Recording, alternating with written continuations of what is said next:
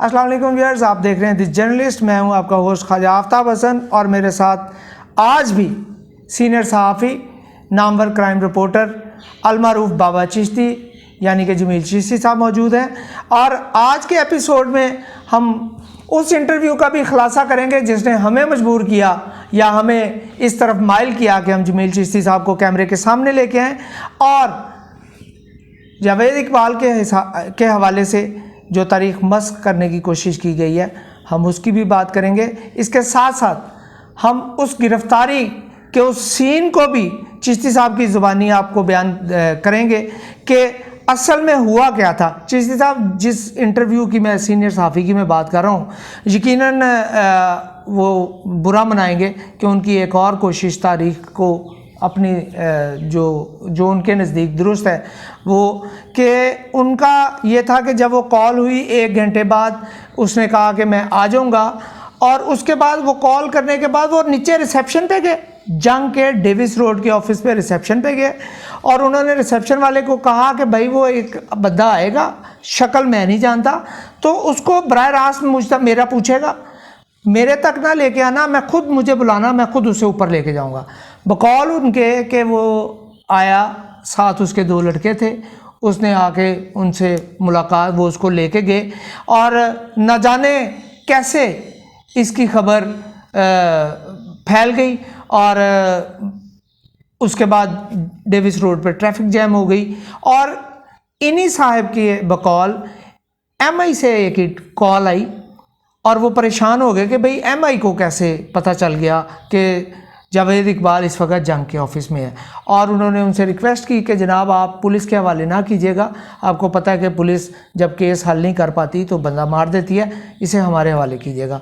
और बकौल हमारे सीनियर जर्नलिस्ट के कि वो उन साहब का उनसे MI के जो थे उनसे पहला तारुफ था, उसके बाद वो उनके दोस्त बन गए। जी व्यूअर्स, हम अपने इंटरव्यू को कंटिन्यू करते हैं। चिश्ती साहब, जावेद इकबाल की गिरफ़्तारी का जो सीन था वो था क्या एक्चुअली? मैं यहाँ इस एपिसोड में भी मैं 16,000 के जो उसका था ट्रैवल चेक उसकी बात करूँगा कि जावेद इकबाल मुग़ल को अब मैंने साइकोलॉजिकली तो कायल कर लिया हुआ था जंग के ऑफिस आने का। तो वहाँ उसके पास जब पैसे ख़त्म हुए तो सहाबा के उनके घर वाले कहते थे कि वो पहाड़ी इलाकों में जाता है। तो मैं भी कई दफ़ा गया, पुलिस भी कई दफ़ा गई पहाड़ी इलाकों में, लेकिन जावेद इकबाल मुग़ल की जब तस्वीरें जो हमारे पास थी, जब जावेद इकबाल सामने आया तो वो तो बिल्कुल डिफरेंट था। अगर वो मुझे कहीं रास्ते में मिलता तो मैं तो पहचान भी ना सकता उसको।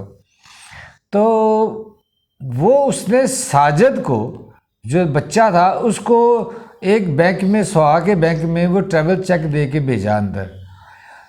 तो उन्होंने पुलिस को इत्तला दे दी, पुलिस ने उसको गिरफ़्तार कर लिया।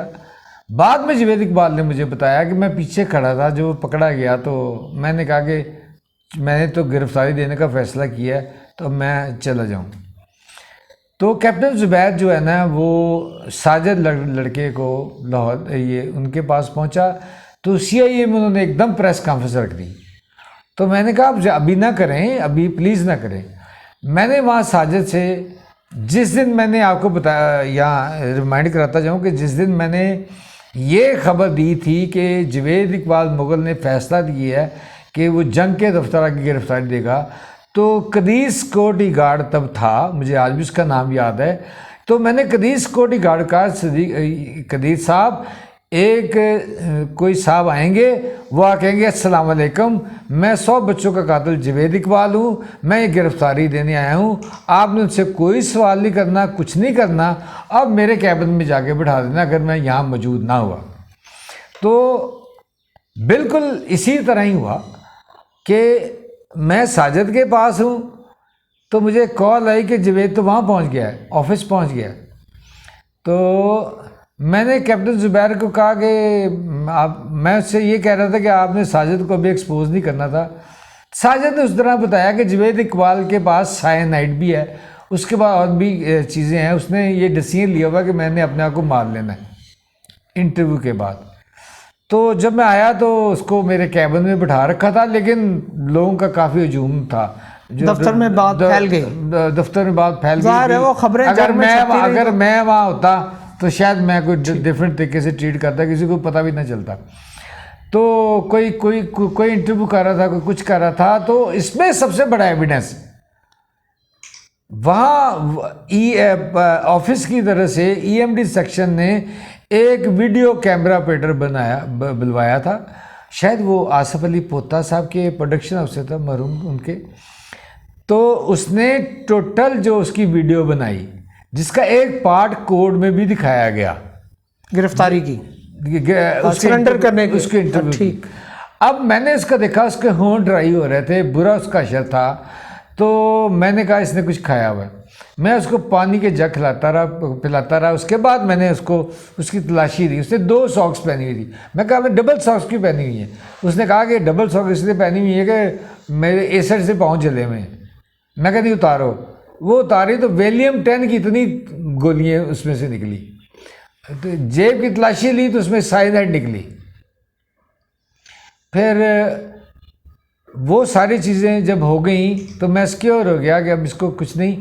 फिर मैंने उसका इंटरव्यू जारी रखा और दोस्त भी आ गया रिपोर्टर, वो भी उनको करके मैं अपना जोश जुनून के साथ मैं वो इंटरव्यू करता रहा। तो इस इंटरव्यू के दौरान मुझे कैप्टन ज़ुबैर ने कहा कि मैं कैप्टन ज़ुबैर बोल रहा हूँ, तो आपने तो मुझे बताया नहीं कि जवेद इकबाल आ गया, हमारी तो ज्वाइंट एफर है। मैं कहा नहीं, आप साजिद को संभाल लो। मैं कह रहा था कि उसी प्रेस कॉन्फ्रेंस में करोगी, आपने बात नहीं मानी। तो उन्होंने कई फ़ोन किए, मैंने उनके फ़ोन उठाने बंद कर दिए। तो उसके बाद जो आपने नाम लिया है मिलिट्री पुलिस के फ़ोन का, नहीं फ़ोन नहीं, एक कर्नल का मुझे फ़ोन आया। उसने कहा कि मैं आपके ऑफिस के अंदर हूँ, मैं आ चुका हूँ। पहले आया कि जी उसको आप छोड़ दें, उसको पुलिस के हैंड ओवर कोई क्यों नहीं करते। जहाँ तक मेरा ज़ाती ख्याल है, हो सकता है कि कैप्टन ज़ुबैर, जिसका आर्मी से आया हुआ था, शायद उसने कहा हो कि मुझे अंदर जाने नहीं दिया जा रहा, शायद उसने कुछ किया हो। तो जब वो उसका मैं इंटरव्यू लंबा लेंथी करता रहा, फिर उन्होंने कहा हम आपके साथ वाले कैबिन में हैं। फाइनली जब उन्होंने कहा कि हम फिर मजबूर हो जाएंगे कि इसको क्या आपके कैबिन में आने का, तो मैंने कहा अब इंटरव्यू काफ़ी हो गया, इसको रोक दें। और मैंने बाहर निकल के उनसे, जो भी उनके हेड थे, मैंने कहा मेरी एक शर्त है, इसकी तस्वीर कोई नहीं बनाएगा। तो उसके मुंह पे उन्होंने कहा नहीं बनेगा। उसके मुंह पे कपड़ा डाल के, जिन साहब का आप जिक्र कर रहे हैं, मैं उनको ये चैलेंज करता हूँ इस प्लेटफॉर्म से कि उसके मुंह पे कपड़ा डाल के वो जो मिलिट्री इंटेलिजेंस के लोग वो कहाँ लेके गए थे? आइए वो CIA पुलिस के पास लेके गए थे, वहाँ उन्होंने उसको रखा। उसके बाद उन्होंने इंटेरोगेशन अपनी जितनी करनी थी करके अपनी रिपोर्ट भेज दी, बाकी पुलिस ने इंटेरोगेट किया। अब यहाँ मैं एक और पॉइंट पे आऊँगा कि जवेद इकबाल मुगल के ख़िलाफ़ कुछ सफिशेंट, पुलिस ने मुझे बताया कि एविडेंस ही नहीं कि उसको कुछ सज़ा हो सके। फिर पुलिस ने मुझे कहा कि आप इस पे एविडेंस दे दें। तो मैंने कहा यार नहीं, मेरे पास इतना टाइम नहीं होता। उन्होंने कहा कि ये देखिए 100 बच्चों के कत्ल का मामला है, सवाल है, वो बरी हो जाएगा। तो मैंने कोर्ट में, उन्होंने कहा 15-20 मिनट लगेंगे। मैंने कोर्ट में जाके स्टेटमेंट दी। आप यकीन नहीं करेंगे कि 6.5 घंटे मुझ पे वकला ने बेतुकी जिरा की, 6.5 घंटे। और वो जिरा में क्या थी, वो आपके पास, आपसे गवर्नर हाउस कितने किलोमीटर है? मैंने कहा 3 किलोमीटर होगा। तो CIA कितने किलोमीटर है? मैं कहा इतना ही होगा। तो वो गवर्नर हाउस क्यों नहीं आ गया जवेद इकबाल, आपके दफ्तर क्यों आ गया? मतलब वो जिस लॉजिक ही नहीं था कोई भी।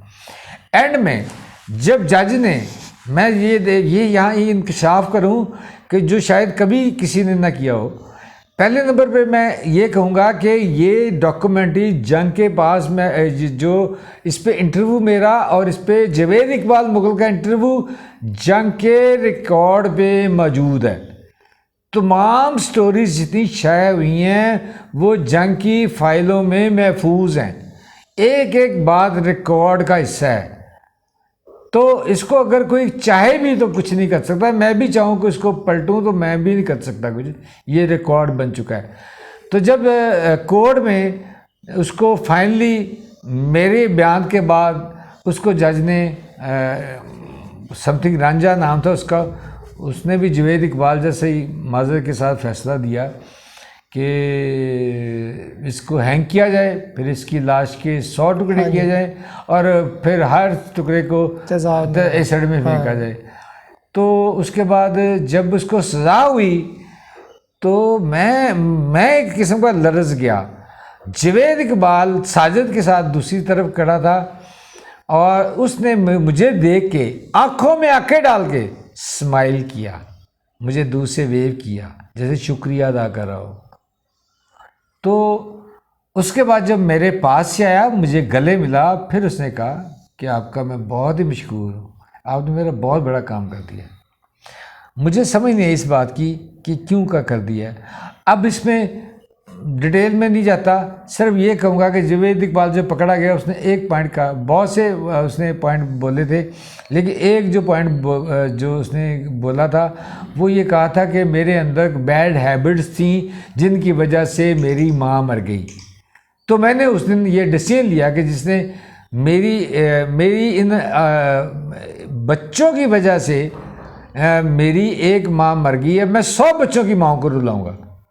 उसने कहा कि मेरे पास जब मैं पकड़ा गया तब भी इतने पैसे थे, मैं और एसिड लेके और बच्चे भी मार सकता था, लेकिन मैंने अल्लाह से वादा 100 बच्चों का किया था।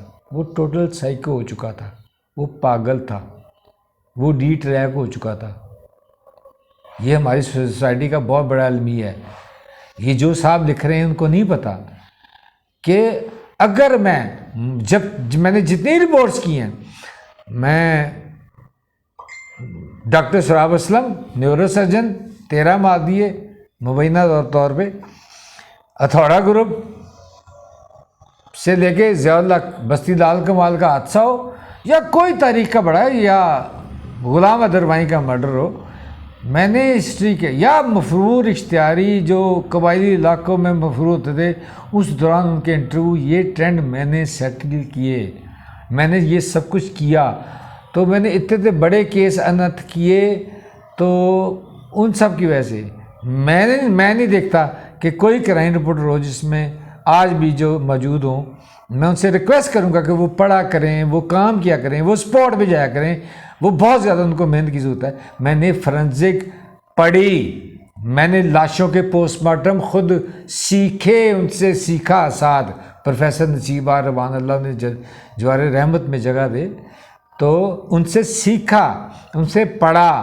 आज भी उनका एक शगीर डॉक्टर अजहर मसूद भट्टी यहाँ रैबर मेडिकल कॉलेज में फोरेंसिक हेड है, उसके इल्म में है सारी बातें कि मैंने किस किस तरह केस अनर्थ किए।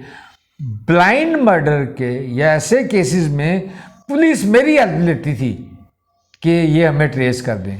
जब मैं रेजिडेंट एडिटर जंग मुल्तान बन के गया तो तब मैंने उससे पहले कहा था यार मेरी मेहनत एनर्जी सर्फ होती है, आप कुछ भी नहीं करते।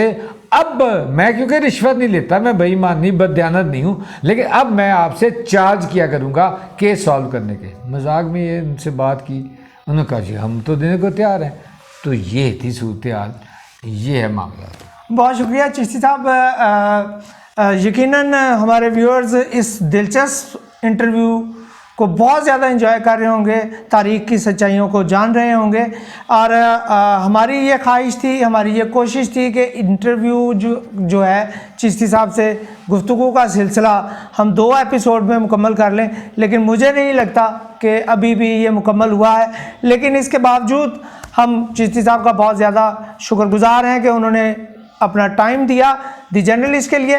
चिश्ती साहब जाते जाते एक मुख्तसर सा सवाल कि जो जावेद इकबाल पे जो फिल्म बनने जा रही है उसके हवाले से आपसे कोई रब्ता किया गया या इसके हवाले से भी मारूफ सहाफ़ी से ही रब्ता हुआ? नहीं, इससे पहले एक कैनेडियन को है, वो पार्टी है, वो उनके कुछ कराची में से बेस लोग वो मेरे पास आए थे, तो उन्होंने कहा कि वो ऑस्कर लेवल की जावेद इकबाल मुगल पे एक फ़िल्म बनाना चाहते हैं, लेकिन उसके बाद कोविड आ गया तो वो फिर वो नहीं आए, तो उन्होंने पोस्टपोन कर दिया।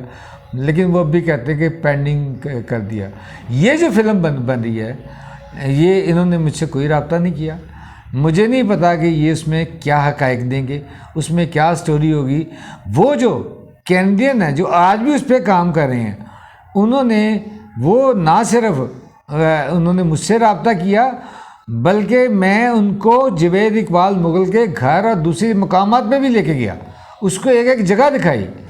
मुझे जिन साहब ने ये मूवी बनाई है, जिन साहब ने ये इंटरव्यू दिया है, जिसका आपने इंट्रो में ज़िक्र किया, मुझे वो साहब बता दें कि इस वक्त 13B रावी रोड कहाँ है, तो मैं उनकी हर बात को मानूँ। व्यूअर्स, द जर्नलिस्ट को सब्सक्राइब करें, लाइक करें, शेयर करें, बेल आइकॉन को प्रेस करें ताकि हमारे नए प्रोग्राम्स का आपको नोटिफिकेशन मिल सके। अपना बहुत सारा ख्याल रखिएगा। चिश्ती साहब, आपका बहुत शुक्रिया द जर्नलिस्ट के प्लेटफॉर्म पे। हम उम्मीद करते हैं कि अगर आपने कोई अपना यूट्यूब चैनल शुरू ना किया तो हम गाहे बगाहे आपसे गुफ्तगू का सिलसिला जारी रखेंगे। अल्लाह निगहबान। शुक्रिया।